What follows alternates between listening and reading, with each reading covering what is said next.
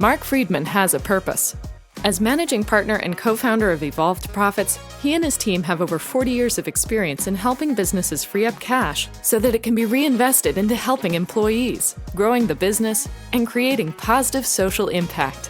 He is a serial entrepreneur, CEO, and the best-selling author of Expense to Profit: Eliminate the Costs That Sabotage Your Growth. Mark loves helping companies create more profits while being an agent for change.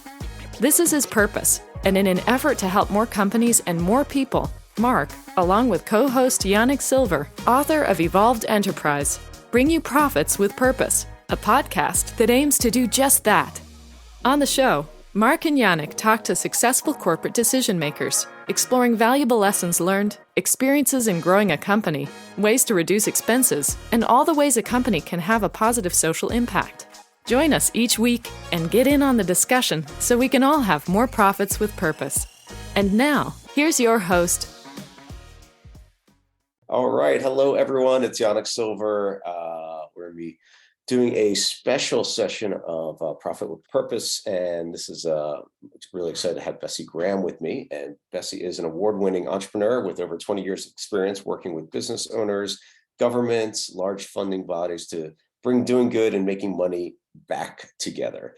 From the grassroots of sitting in the dirt, working with business owners in the Pacific Islands to the UN headquarters in Geneva, Bessi has pretty much seen it all and brings an unparalleled perspective on what makes change happen. The other big thing I'm super excited to dig into is working with those who have made it but haven't found fulfillment. And Bessi helps people put their time, treasure, and talent to work in ways that align with their current values, allowing them to create a legacy they can be proud of. She teaches people how to quiet the noise of the demands and opinions of others in order to hear their own voice more clearly so they can contribute from a place of authenticity. And her goal is for others to be relieved of the frustration and pressure that comes from living someone else's idea of success and replace it with a sense of flow and fulfillment. And it can only happen when you tap into the fullness of who you are and who you are becoming. Welcome, Bessi. Thank you so much. It's great to be with you. Yeah, super excited. All right, so give us maybe like a little rundown of how the heck you got here. Sure.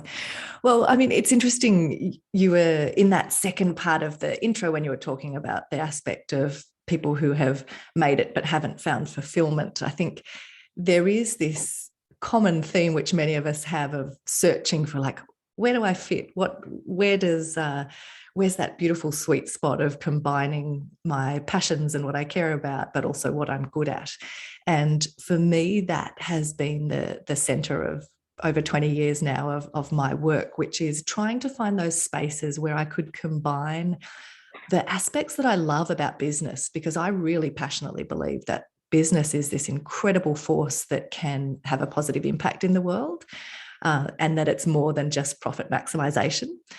But I also see a great role for government and the charitable sector. But I didn't want to just fit neatly into any of those one boxes because I see value across them. And so the common theme, if you like, in all of the businesses I've set up and run and been involved in is that desire to bring the two ideas of doing good and making money back together, because I don't think that they have to be an either or. We don't have to pick one.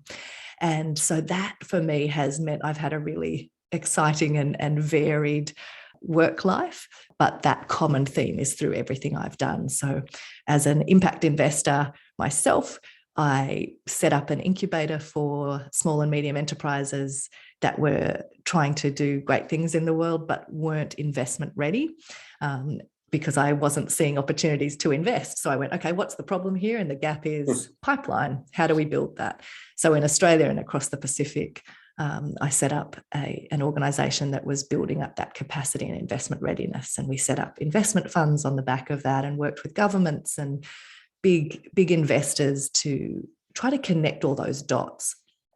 So I've done all of those pieces, from the capacity building and capability development of other businesses through to setting up organisations myself.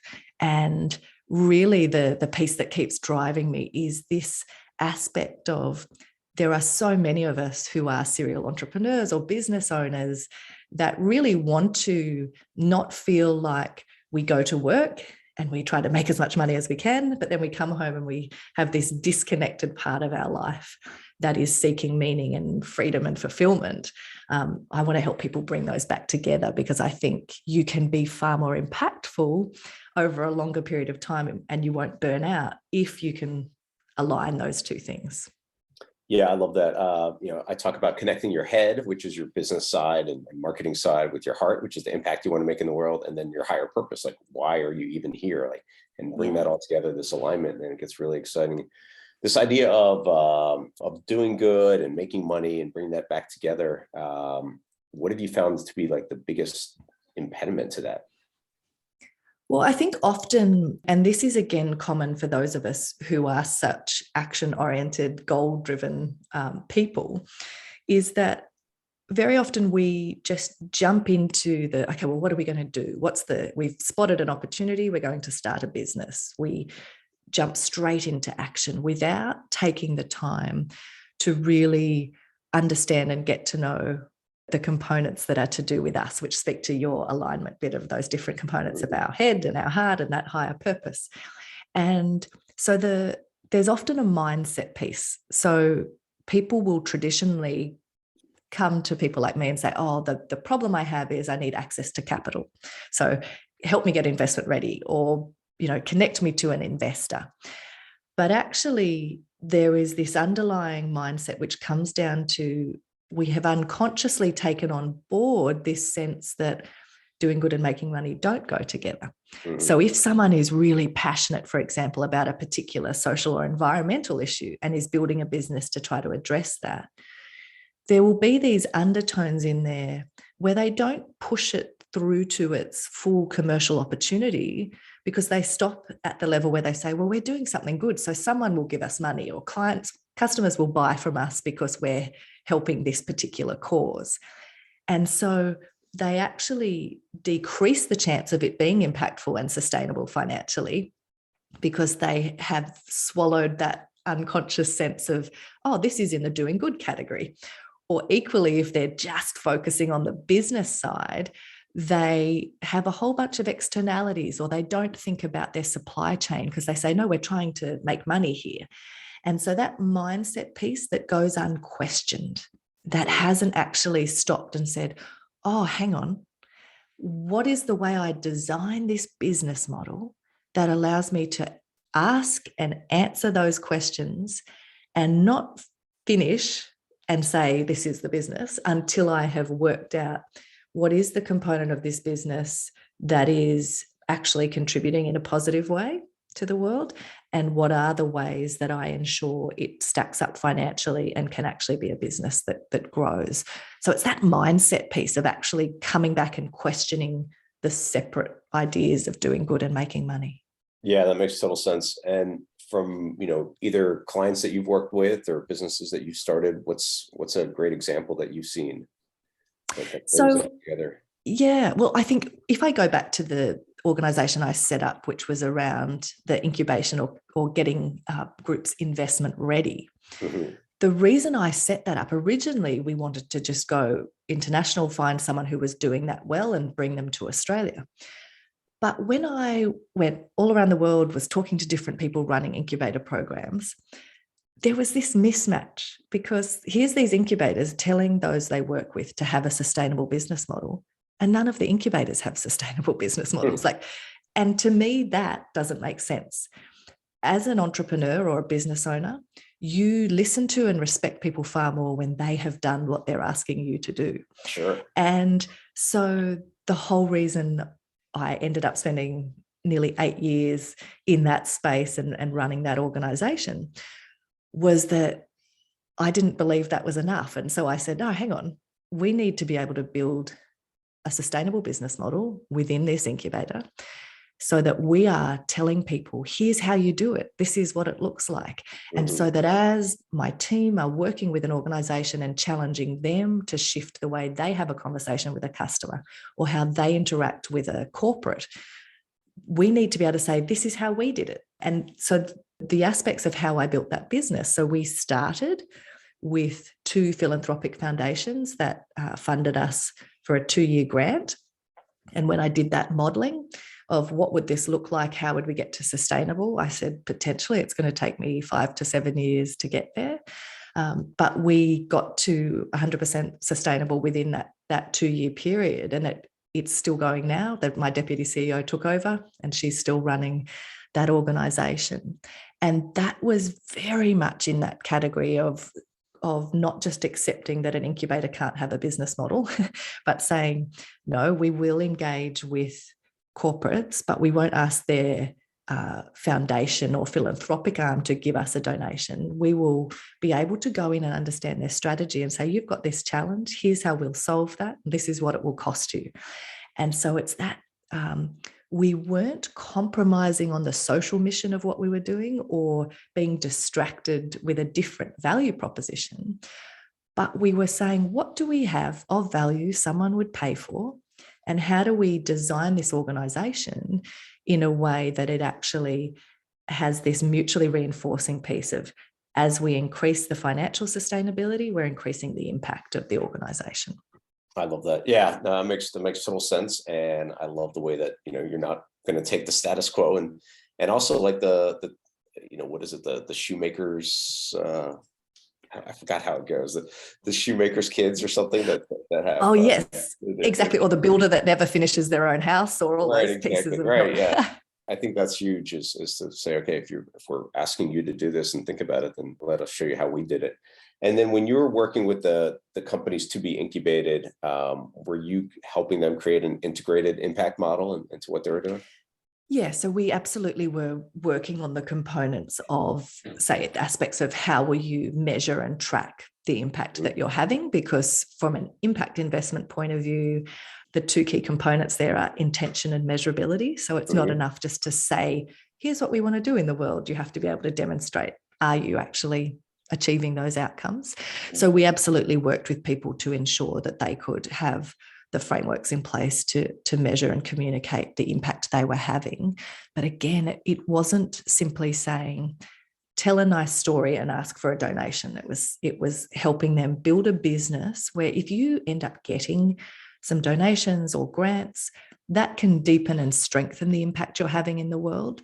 But you don't want to design a business that is fully reliant on that and that falls over.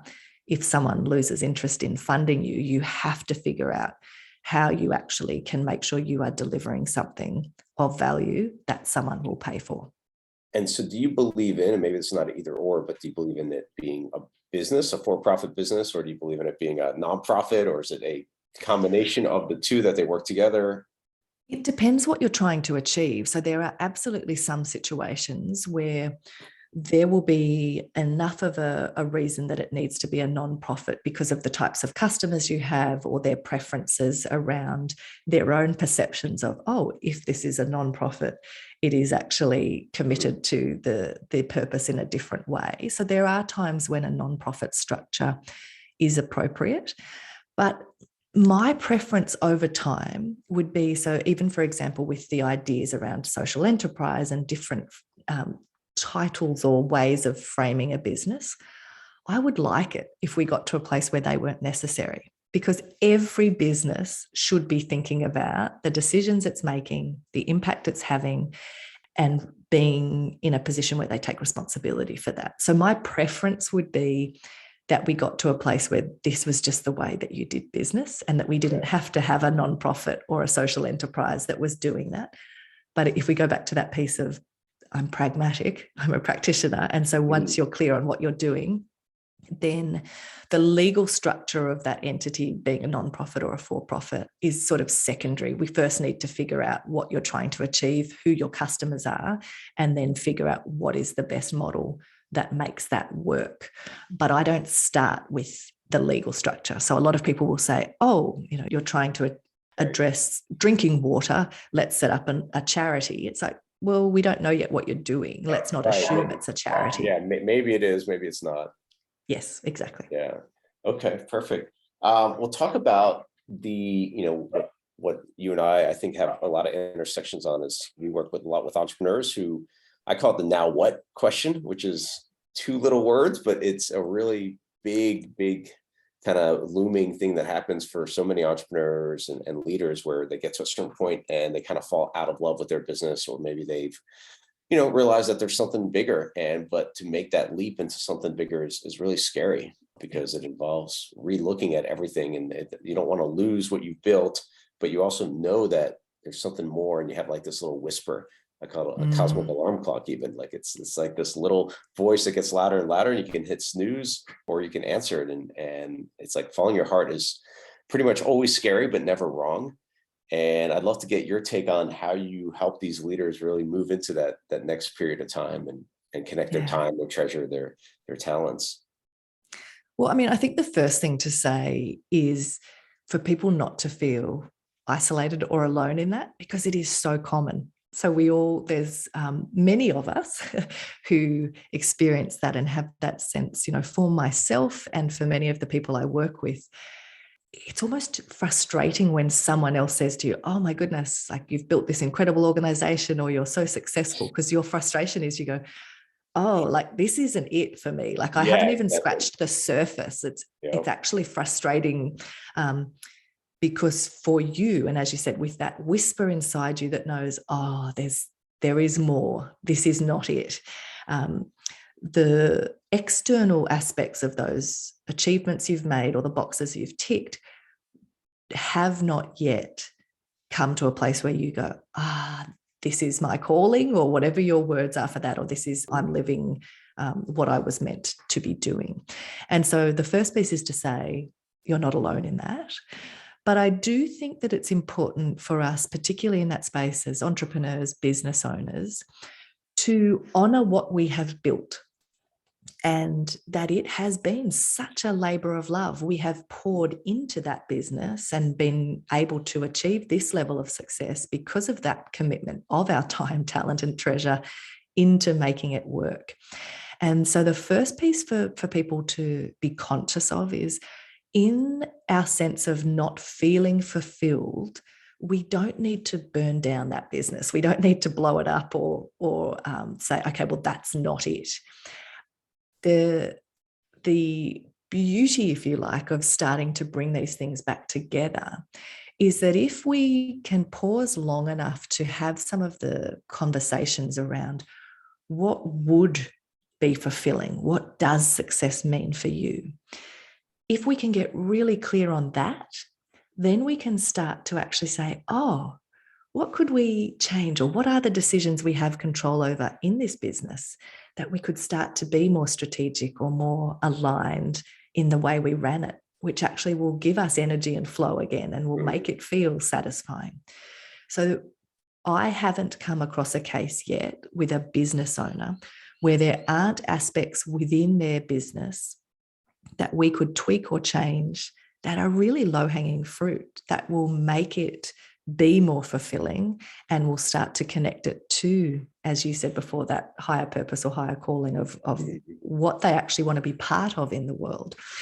So it's important to first say, let's use your business as that foundation or springboard to a more fulfilling life and to the freedom that you want, rather than see it as, oh, I've done that, finished, blow it up or let it go, and now move on to what do I really want to do. I don't think that has to be the case. Again, you're not having to pick between those. So there is the work, and often you hear that phrase, slow down to speed up. And as entrepreneurs and business owners, that can feel frustrating. And we think, I don't want to slow down. Like, I'm not satisfied. I want more. I want the next thing. But my experience is that if we take the time to actually really do the reflection, the self-awareness, to get clear on where we are and where we actually want to get to, we will be far more decisive and effective in our decision-making in ways that will actually start to give us that sense of, oh, I see the thread now between these previously disconnected pieces. And that is what will give you those aspects that we talked about of actually saying, this is no longer burning me out or feeling draining and unsatisfying. I now feel that sense of, okay, I am contributing to what I care about in the world. I can see the role my business plays, and I see how my own brilliance or skills are being put to work in the world in ways that I'm really proud of. And do you have any favorite either exercises or questions or ways of like starting to uncover that process? So I'm a big fan of, and you'll probably roll your eyes because most entrepreneurs kind of go, oh, seriously, of looking at our core values. But the piece that I have to kind of put in to clarify that is that often when you look at in, say, a corporate setting, when people talk about values, it's very generic. And it's this, posters of an eagle with outstretched wings, and it's integrity and honesty and all these big words that actually mean nothing. Exactly. That's not what I'm talking about. But it is this aspect of, again, coming back to how do we really understand what is most important to us. And so I use Patrick Lencioni. I love his books. So he's got a number of different books, but The Advantage is the main kind of business focused book, which talks about and differentiates between different types of values. So even when people think they're really clear on their values, whenever I'd go into that work, they end up going, oh, I was calling something a core value that was actually aspirational. Now I've kind of reframed that. So doing that personal work of what are your values? How do you make decisions? What does that look like? Is the first foundational step.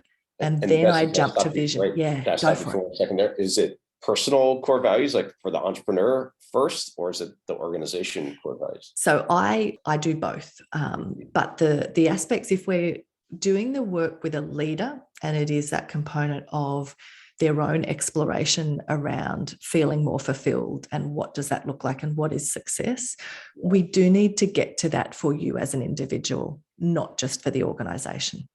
What I find, particularly for those of us who are founders or business owners, and it's our business, you will see connections, sometimes even a direct, this value is also an organizational value. Yeah. But I do get people to explore them and articulate their core values for themselves as an individual, as well as for the organization. So if you looked at the organization I spoke about before that I had set up, the Difference Incubator, even if you looked at that organization now, years after I'm no longer the CEO, my DNA is all over that because its core values were pioneering, relational, and uncompromising. It had all of these components that are deeply me because I founded it, but it has its own focus. And now with the new leadership team, it's doing work that I wouldn't have done if I was the CEO, but you can see my fingerprints on it. So you will see that founder or business owner in the organizational values, but there can often be personal components that are slightly different that we do need to understand. Yeah, that's great. And then when I had jumped in, there was a second piece, I think, that you were about to. So where I was then going to go, because again, I think it's helpful when we're doing any of this work, we need to understand that context of where we currently operate, how we're making decisions, which is where your values sits.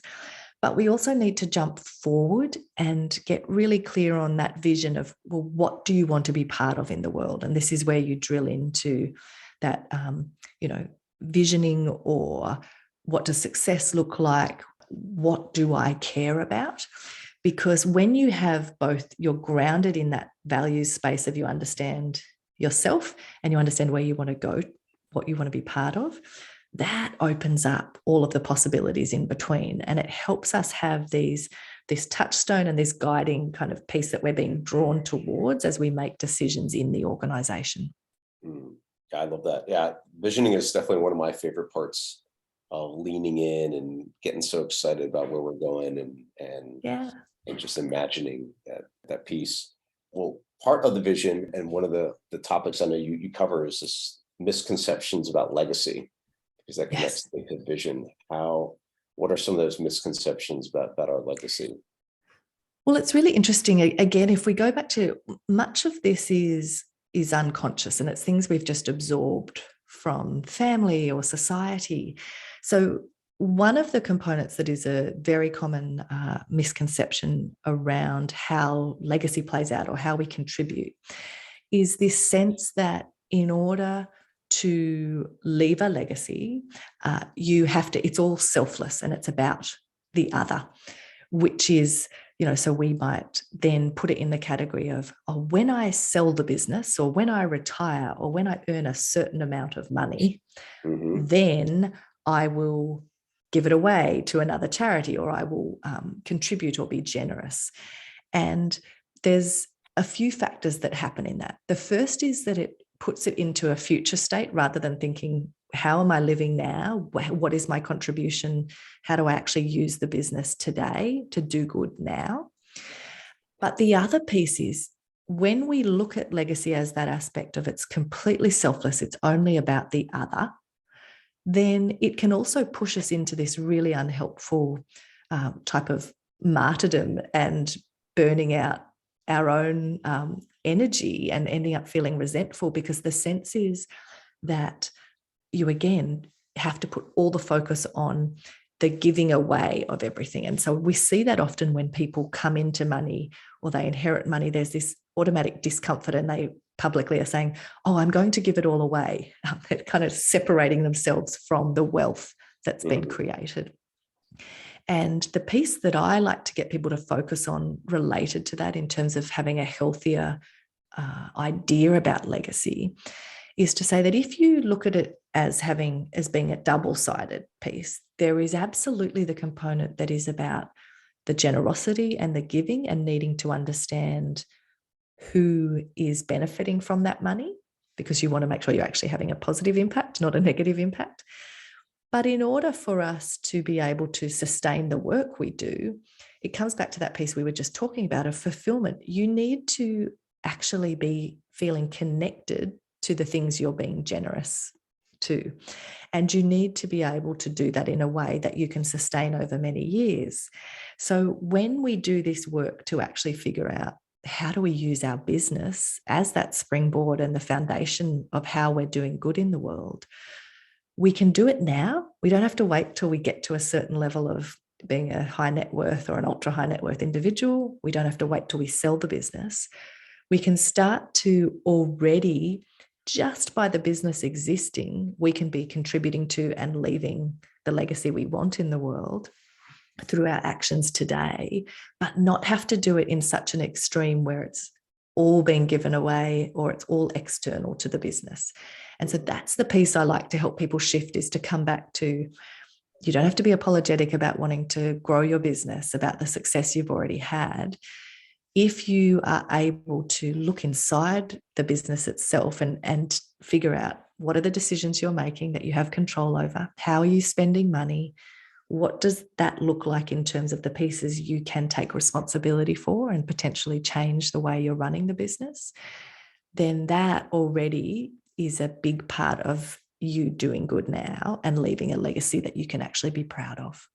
Yeah, it's good. I remember, so we take a group of entrepreneurs pretty much every year to Necker Island with Richard Branson. And one of the conversations I had with Richard was about that idea of the old way of doing things and this newer way. And the old way, and he's kind of on that cusp, where the old way was make a lot of money and then spend the second half of your life giving it away, or doing that. And now it's like, no, there's a more integrated way of doing it. And they've also, I think, connected to that as well. But the entrepreneurs that I work with now, like a lot of that is, there's an integrated way. There's a way where exactly, and that's what you were talking about. Like, and I forgot what you called it. I called it an impact scoreboard, but I can't remember how you called it. Where it was like, let's make sure that we measure the impact piece, and so now you can feel really good about that. Yes, every day becomes a legacy, essentially. Yeah, and even if you end up realizing that the focus of the doing good component in your business is about how you treat your team, the conditions they have, the levels of you actually taking responsibility to say, I don't want people burning out and working such ridiculous hours that they go home to their families depleted and exhausted. I want people to have, pay that actually means they can live the lifestyle they want and they're rewarded for their efforts. That is absolutely an amazing thing to be part of. Like, it doesn't all have to be at the level of address global poverty. Every business is having an impact, whether it's positive or negative, and you just need to figure out what are those levers you can pull and weave that into your sense of contribution and achievement. And you can do that now. And I agree with you. I think the there are very few people I interact with now who are willing to wait till the second half of their life to then start to give back. It actually, the way you made the money and the life that you live on that journey is all part of what will give you the sense of freedom and fulfillment that you're looking for. So we want to bring that forward and not wait till we retire. Yeah, and the leverage you're talking about, like that's where it's interesting for me, because I think we can basically make an impact, or I talk about nudging consciousness using the leverage of business. And it's through, like you mentioned, the team, it's through supply chain, it's through what I call empowered employment. It's like, how do you bring in people to and do that? It's through your actual product or service itself. It's through the voice and distribution that you have. Like, there's so many different levers and pieces that you have, and keeping track. And I'm not sure if you use the business model canvas, but I always use the business model canvas with organizations. And the three most common aspects of where can you bring good back into the business, exactly as you spoke about there's an aspect around customer focus. So it's, what is the product or service and how is that changing someone's life? What's the transformation you create for someone through your product or service? There's the piece around your team itself that we just spoke about. And then there's the production focus, which is, what's that back end? What's the supply chain? What are you doing in terms of how you package and ship your products? How do you pay those who produce it? And so there is if we do this work, every business can very quickly identify a key area that they could focus on to be doing good now in the business itself. Yeah. Well, talk about, Bessi, really fast, like your take on, you were saying, like, not to be a martyr in the impact side.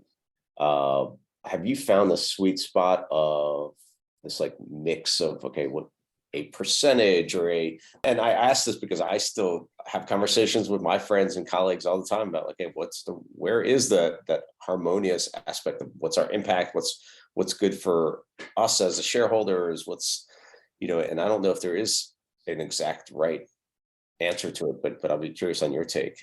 Yeah, I mean, so like you, I don't think there is a set percentage that across the board works. For me, it comes back to, again, looking at the specific business model, what you're trying to achieve, and figuring out, I'm more interested in, if we look at the business, have we set up, I talk about incentivizing the right behavior. So have we set up a business so that as we grow the financial sustainability or success side of the revenue generation, the profit that it's being generated, that we can feel confident that as that grows, we are also having more positive impact in the world. When I can see that in a business model, that's when I'm happy. I'm not interested in, when businesses talk about, we give X percentage of profit away, well, that's prescribed philanthropy. And any of us who run a business know that the easiest piece to manipulate is your profit line. All you have to do is pay yourself more or go on an expensive, go to a conference, and suddenly there's less profit in the business. So I'm not interested or impressed by percentages of profit being given away. I want to understand the whole business itself and how you are thinking about the ways you spend money in the business, the ways you make decisions, and for you to show me that they're connected to what you care about. So if you're saying that diversity is incredibly important to you, and yet I don't see you even taking into account in your procurement of services who owns those businesses, and I don't see any diversity in your ownership or your leadership team, that's not actually playing out in how you run the business. I'd rather see those things happen, and then for you to actually not be giving any donations away, but the whole business feels aligned and consistent with what you care about, and your money is being spent in ways that are aligned with that. So for me, that again comes back to the clarity on what you're trying to be part of and what you have control over. Show me that you're making decisions and spending money in a way that aligns with those values. Then I'm impressed with that business. I'm not actually interested in percentages or the externalizing of good being about what you do outside the business. Show me business alignment. That's what I'm keen. Perfect. Any other topic we should cover? Anything else that you want to talk about, or should we wrap up? Yeah, I think probably it's just that aspect again of people not feeling like this work is telling them they have to completely change or not continue to be someone who is driven or ambitious, but instead saying, this is about allowing you to connect those dots and channel that drive and action towards things that will actually help you feel that sense of fulfillment, that this will make you feel more satisfied with the work you're doing. So it's not a waste of time. It's not pausing and just slowing down and changing all of these aspects. It's actually the slow down to speed up piece. It will allow you to be more effective and more efficient in your decision making, but in ways that will actually feel more satisfying and fulfilling for you. Excellent. All right. And then where can people get a hold of you, or what's the latest things that you have going on? Yeah. So I have a podcast called Both And. So as in, you don't have to pick either or, you can have both and. So people can look at the podcast, Both And with Bessi Graham, or come to my website, bessigraham.com, and connect on Instagram, LinkedIn under Bessi Graham. I'd love to chat to anyone who wants to explore what this might look like in their business. Perfect. All right. And that's Bessi Graham. All right, Bessi, thank you so much. Appreciate the conversation. It's been a lot of fun. Thank you so much. Thanks for listening to this episode of Profits with Purpose. Don't forget to subscribe. And if you are interested in reducing the expenses of your business, creating positive social impact, or contributing to the show, reach out to Mark or Yannick with Evolved Profits by emailing podcast@evolvedprofits.com or visiting the website www.evolvedprofits.com.